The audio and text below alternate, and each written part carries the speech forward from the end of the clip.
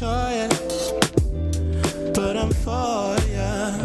All I could want, all I could wish for. Nights alone that we miss more. Alô, alô, pessoal, alô, região de Campinas, muito bom dia. Hoje a gente vai falar um pouquinho de humor e queria agradecer aí a tua audiência. Afinal de contas, nós estamos há mais de 30 anos juntos aqui na região metropolitana de Campinas e demais cidades que compõem essa região rica em todos os sentidos, financeiro, cultural, enfim. E é exatamente essa riqueza que eu estou sempre buscando e tentando trazer para vocês. Eu não sei se esse meu convidado desse final de semana, porque nós estamos no sábado e no domingo, viu? Diogo Portugal. Como tá? Prazer enorme estar aqui com vocês. E é muito legal, cara, a gente falar de cultura. Você já esteve aqui pela região várias vezes, não é? Ah, muito. Aliás, um dos meus orgulhos é que a Campinas é uma das praças do meu festival do Risorama, que é um festival muito tradicional e que já vai completar 18 anos, né? E ano retrasado. Não, quando que começou a pandemia, agora a gente tá perdido, né? Faz 2 anos que a gente não faz, infelizmente, mas espero que logo a gente volte, quem sabe em 2022 a gente volte a realizar o festival aí e eu me apresentar por aí, né? Aí, região, né? Campinas, muito legal. Você falou muito bem, né? Você falou um lugar de gente que tem muita receptividade, né? Eu Sim. adoro Campinas, né? E a gente Inclusive aí, né? Inclusive aí, eu sempre fui muito bem recebido em todos os programas aí da Educadora, da Nativa, nos programas de rádio também. Os meus amigos aí, o Zé Neves, comediante, meu colega, também gosto muito desse povo todo, viu? Que é muito legal, porque a gente tem toda a parte de televisão e de rádio, estão todas concentradas no mesmo espaço. Sim. Aqui, não é? E nessa central de comunicação da TV Bandeirantes, que vive um momento super legal, com a chegada aí muito em breve do Faustão, com a Fórmula 1 e com o esporte. Olha que legal. E com o esporte, que é fundamental. Você falou do Risorama, e acho que esse foi o pontapé de largada no teu trabalho, esse trabalho que você mostra hoje para todos no Brasil? Foi um deles, sim. Foi o Risorama, ele é um festival que começou em 2004, portanto ele foi bastante pioneiro, né, nessa área de comédia, ele misturava estilos de comédia. E é importante falar que a parceria de vocês aí sempre me ajudou muito, viu? Eu tinha show aí em Campinas, eu ia aí, poxa, eu sempre tinha uma casa cheia, porque a audiência de vocês é incrível. Não é pouco, não, é incrível. Ô Diogo, sabe o que é interessante, cara? A gente vê você falando assim, livremente, com propriedade e tal. Você foi guitarrista, é guitarrista e toca baixo também, é? Porque a gente fala o cara dá a impressão que o cara não existe mais. Mas a gente que gosta de música sempre continua tocando, né? Você sabe que eu precisava arranjar um jeito na minha vida de fazer alguma coisa ligada à arte. Eu sempre gostei muito de arte, assim, de música. Eu tive banda, fazia show cover de bandas que eu gostava. Depois criei uma banda com música própria. E aí eu na época, sabe aquela coisa que você decidindo o que você quer fazer da vida e ao mesmo tempo a gente nunca quer escolher uma coisa que a gente não gosta de fazer, porque daí a gente é muito infeliz, né, quando a gente faz uma coisa que a gente não gosta de fazer, né? É que nem você fazendo o seu trabalho, aí você passa um prazer no que você faz, né? E isso é muito legal, isso é o bom da vida, porque se a gente vai passar um tempão, a maior parte da vida trabalhando, então que seja uma coisa que a gente gosta de fazer, né? E na época eu falava, gente, eu gosto de música, o que eu podia fazer? Eu nem sonhava em ser comediante, porque a comédia ela não é uma profissão que a gente escolhe, assim, ela é ela que escolhe a gente, né? Eu falo, porque a gente acaba sem querer virando humorista, né? Mas assim, eu era músico, eu gostava de música e na época o único jeito que eu achei que era um jeito rápido de ganhar dinheiro fazendo música foi entrando no mercado de publicidade. Então eu criei uma produtora de áudio, sabe, onde eu fazia jingles publicitários. Vocês que têm rádio aí, vocês sabem quantos produtos que às vezes anunciam através de uma musiquinha que a gente chama de chiclete de ouvido, né, que fica grudado no ouvido, assim. E eu comecei a fazer composições desse estilo. O próprio estúdio foi guinando para fazer umas coisas tão irreverentes que acabou virando a produtora que fazia as peças mais engraçadas, assim, sabe? Tipo, spot engraçado era comigo, jingle engraçado era comigo. E meus amigos me achavam engraçado, que achavam que eu devia fazer isso da vida.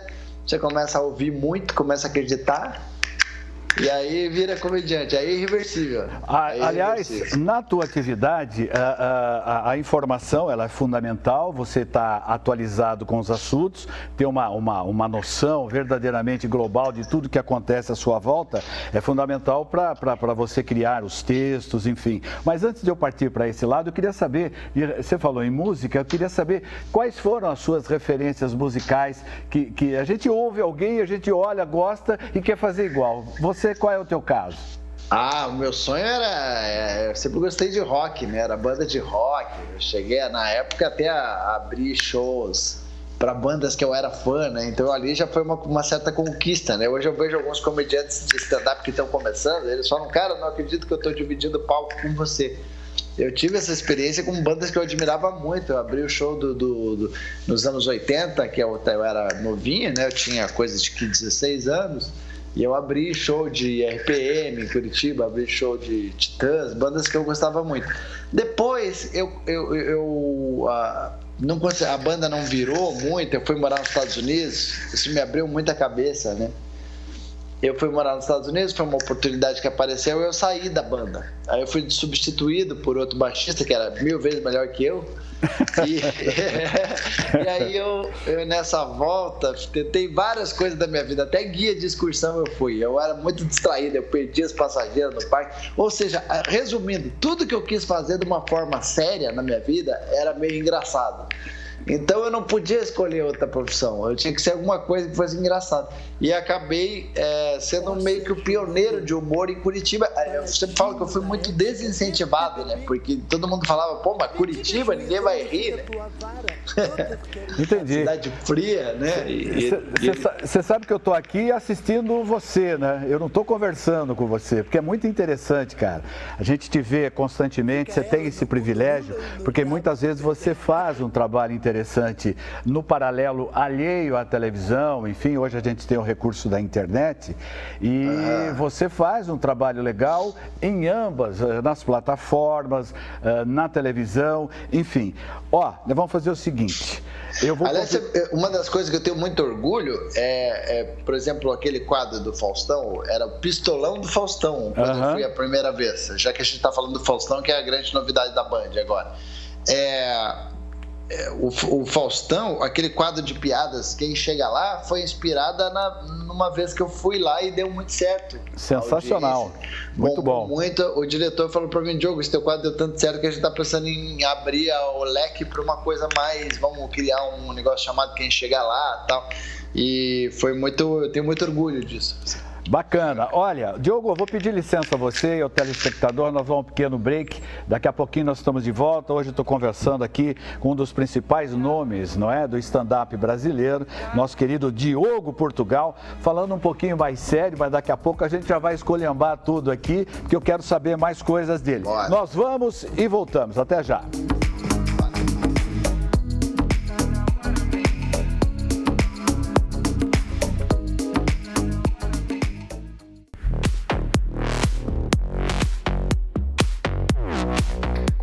Muito bem, nós estamos de volta. Um beijo para você que está chegando agora conosco aqui no período da manhã. TV Bandeirantes Campinas, Band Mais, tendências e atualidades, trazendo hoje uma figura queridíssima, um dos principais nomes, claro, nomes do stand-up brasileiro. Estou aqui com Diogo Portugal, que aliás nasceu em 1969, um número deveras sugestivo. Curitiba, Paraná. Exato, já fazia 69 em 68, né? Aliás, talvez seja esse o resultado da sua existência. Exatamente. Diogo, você é um cara que esquece as coisas dos lugares, eu vi alguns depoimentos seu e tal. Cara, quanto tempo tem o seu show de stand-up, o mais longo deles, e como é que você guarda tudo isso? Isso é uma incógnita mesmo, né? Porque ao mesmo tempo que eu esqueço as coisas de memória imediata, assim, tipo, eu não lembro onde é que eu parei o carro, né? Mas o texto de stand-up eu acho que é uma coisa tão... que eu acho que eu me envolvo de uma forma diferente, assim. que eu gosto muito. Mas já aconteceu de esquecer também piada, assim. Aí é horrível, né? Quando você acaba o show, eu falo, nossa, esqueci aquela que nem perdeu um pênalti, assim, sabe? Uma vez eu conversei com o Ari Toledo sobre isso, assim, tipo, como é horrível quando você tem uma piada muito boa que você quer contar e você vê que acabou o show, daí você olha lá na tua listinha e você esqueceu de falar ela. Eu tenho o hábito de, quando eu vou testar um material novo, o que é um material novo? É uma coisa assim, por exemplo, eu agora estou escrevendo uma rotina sobre tecnologia de humor, que está ficando muito interessante, que eu falo sobre essas inteligências virtuais que fazem parte do nosso dia a dia agora, né? Então, quando eu estou falando sobre isso, são vários tópicos. Eu falo sobre o Waze, sobre o Uber, sobre a Alexa, sobre a Siri, sobre a Bia do Bradesco, sobre tudo, WhatsApp, elevador, prédio, tudo que hoje em dia usa automação. E a gente está envolvido nesse universo da tecnologia louco, né?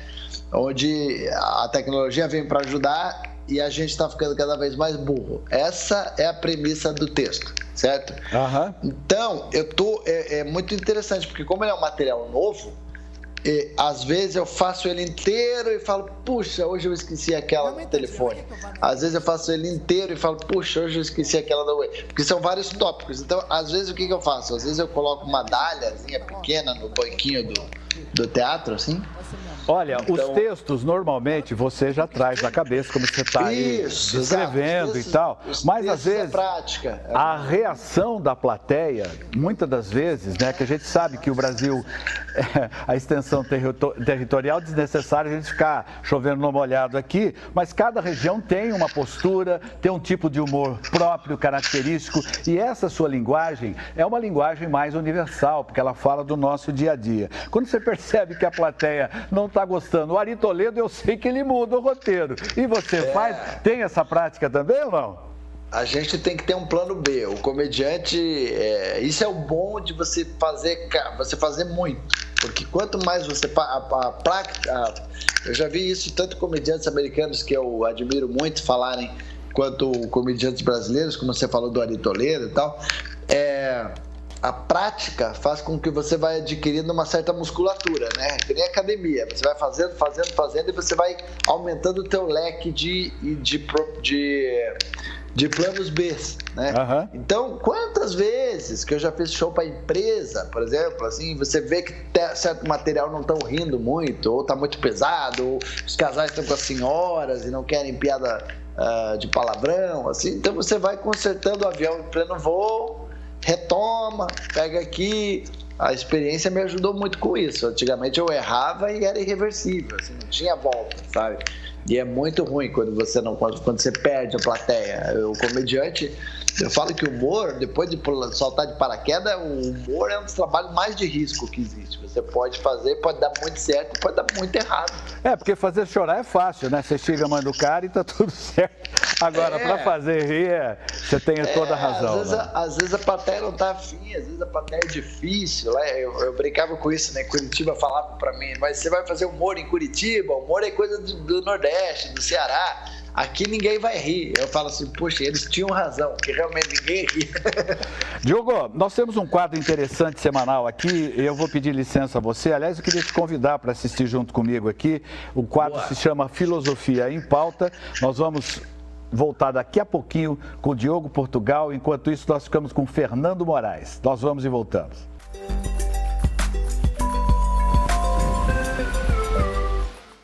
Olá, sou Fernando Moraes, filósofo, escritor, e hoje no Filosofia em Pauta nós vamos falar de uma coisa muito especial, afetos. Sim, gente, a importância dos afetos, né?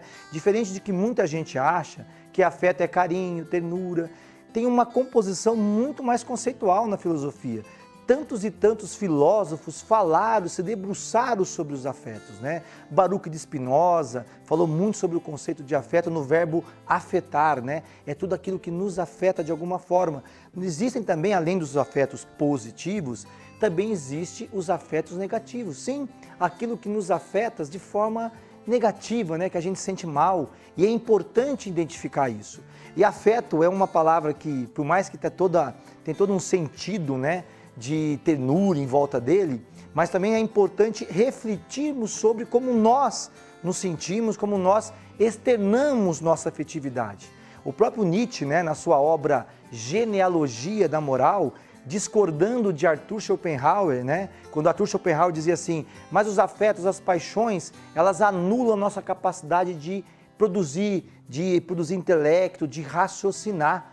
E Nietzsche fala, não, pelo contrário, são os próprios afetos que fazem que a gente objetivamente construa conhecimento.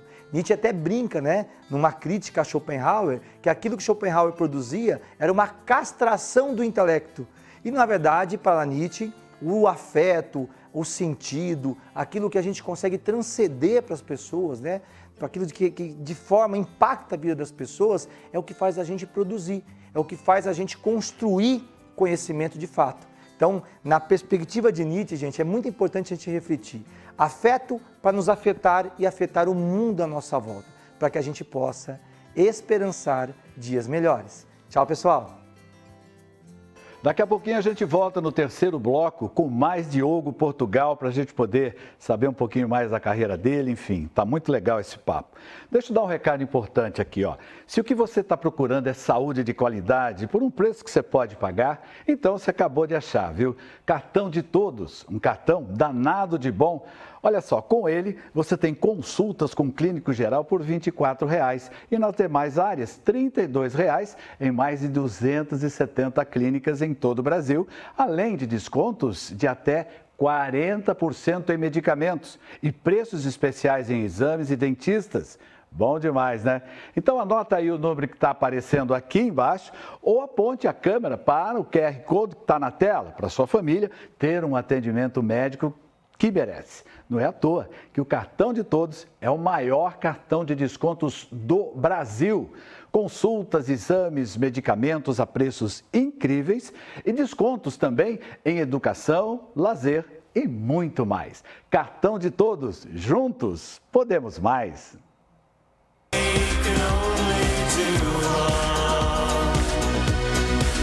Opa, estamos de volta. Um beijo para você que está conosco no sábado, agora de manhã, para quem nos vê no domingo também.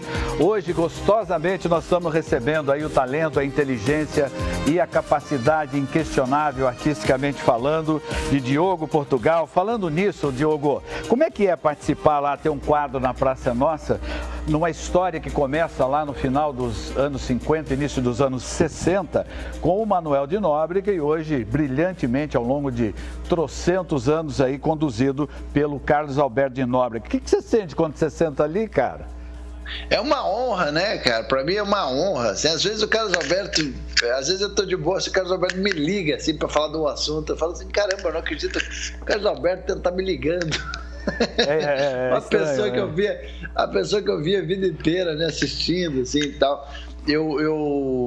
Eu acho que a gente tem que honrar muito aquela história. Aquele banco tem uma história pesadíssima, né? Faz parte da vida da gente, né? Que era o humor que se exercitava na época, né? E antes, exatamente, como era mais cedo, o horário nobre ficava em torno de 9 horas da noite, 8 horas da noite. Estou me referindo aí aos anos 60, início dos anos 70. Você não podia usar uma linguagem mais pesada, falar alguns palavrões, algumas, né? E as famílias questionavam muito isso. E hoje, com a subida do horário, isso ficou muito melhor. Eu queria falar sobre a Fake Live. Achei mal barato essa montagem. Onde é que você tirou essa ideia, cara?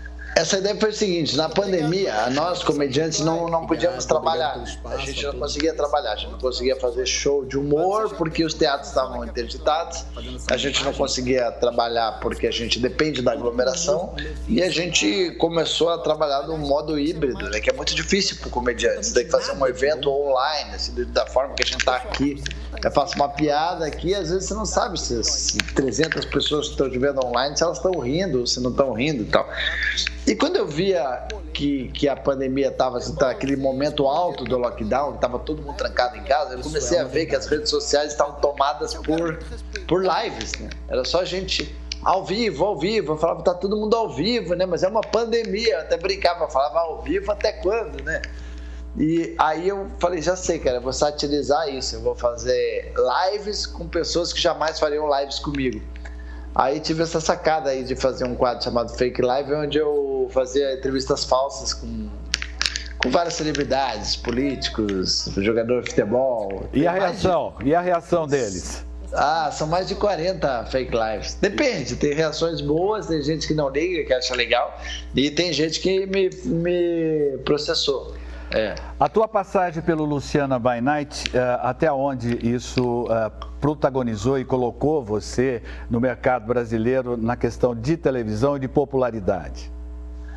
Assim, eu já tinha feito o Zorra Total, que também tinha sido muito legal na minha história, porque eu falo assim que eu acho que o que eu mais levei do Zorra Total, fora ter participado, né, no meio, foi ter ouvido aquelas... Sabe o camarim? Sim. Você tá assim, de um lado tá o Tony Tornado, do outro tá o Agildo Ribeiro, do outro tá o Orlando Drummond, pessoas assim que eu admirava muito, né, que eu cheguei a conhecer o Jorge Dória. Espetacular. Eu cheguei a conhecer o Chico Anísio, que, poxa, sabia que eu era amigo dos filhos, então ele já teve uma empatia comigo muito grande. Cara, foi incrível, assim, essa coisa de Zorra Total, assim, por conhecer essas pessoas, né? Aí o Luciana by Night era um quadro já que, vamos dizer assim, era numa TV de menos audiência. Foi um quadro que eu participava muito do processo criativo. Uma frequência maior, né? Desde o começo eu ajudei a criar aquele talk show, junto com a diretora, que chama-se Cláudia Bexiga, e uma equipe também que ajudava. E ali no Luciana by Night eu tinha uma certa liberdade. Por exemplo, assim, eu ia entrevistar uma celebridade. Aí a gente ia lá e estudava a vida dela. Então, vamos fazer um quadro para ele. Então, no meio do programa, a gente chamava um quadro, que era eu imitando ou fazendo uma brincadeira. Eu criava muitas sketches para o programa. Aquilo era uma liberdade muito bacana de criação no Luciana by Night. Fazer os jornalzinhos. Eu não era só, vamos dizer assim, o Louro José da Luciana Gimenez. Eu tinha um quadro onde eu fazia homenagens para o entrevistado, e o entrevistado geralmente gostava. Não me confunda Diogo Portugal com Louro José com Diogo José, né? Querido, eu quero que você fale agora, por favor, e dividindo aqui numa região de mais de 80 municípios, nós estamos para mais de 10 milhões de pessoas, atingindo uma região realmente significativa, você sabe muito bem disso, do seu trabalho atual. Você está em São Paulo em cartaz, é isso? Eu estou em cartaz em São Paulo, eu gravo a Praça Nossa, geralmente a gente grava na quarta, quintas e sábados são os dias que eu estou em cartaz. Sábado é o meu show, vamos dizer assim, principal, que eu chamo, porque é o meu show solo, ele chama Não Me Cobre Coerência, é um show que eu estou trabalhando muito legal, os textos, estou com um material inteiro inédito, sabe? E inclusive no final do show eu dou uma palhinha que é um popurrí das fake lives, sabe? São todas as fake lives rapidinho, assim, para dar vontade de ver mais e as pessoas irem conhecer no canal do YouTube. Tá bem bacana esse show. Entendi. E você tem, evidentemente, você tem aí um calendário todo ele voltado não só para o estado de São Paulo, para outros estados também. E a gente fica torcendo muito para que você venha para cá e traga o seu humor inteligente. É gostoso porque é muito atual, né? Você lê, quando é que você vai buscar essas informações, cara? Tem coisas que acontecem, mas você não pode deixar de falar, né? Que nem esse psicopata aí que tá todo mundo falando, né? As pessoas questionam, você não pode fazer piada com um psicopata, eu sei, o cara é um assassino, mas, gente, tem umas coisas que é quase piada, né? O cara entra na casa, faz a família fumar maconha, cozinhar, reclama da comida. Meu Deus. Então, tem umas coisas que falam, caramba, você tem que fazer piada até para aliviar a tensão da notícia. Sim. Né?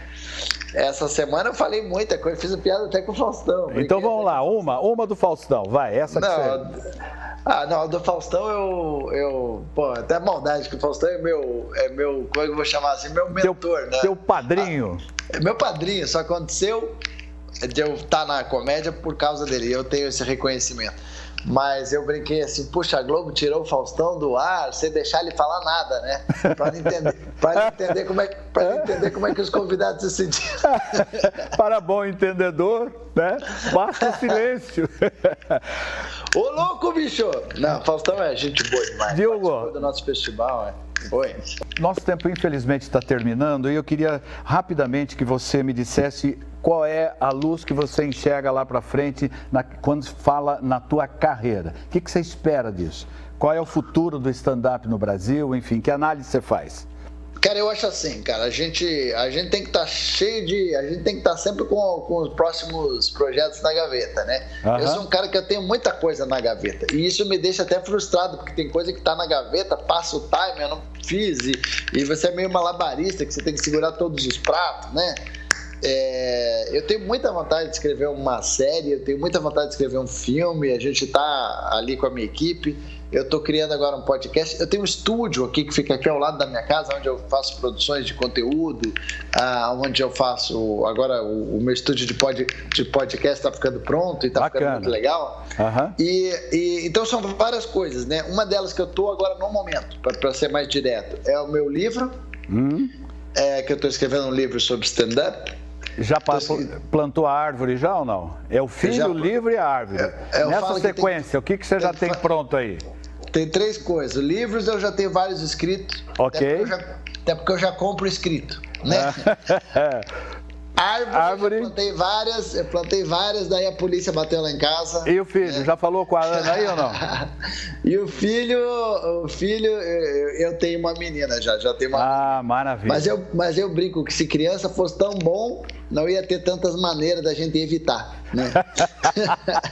Diogo, uma alegria falar com você. Eu queria que você agradecesse também a tua esposa aí, a Ana, que cuida brilhantemente da tua carreira.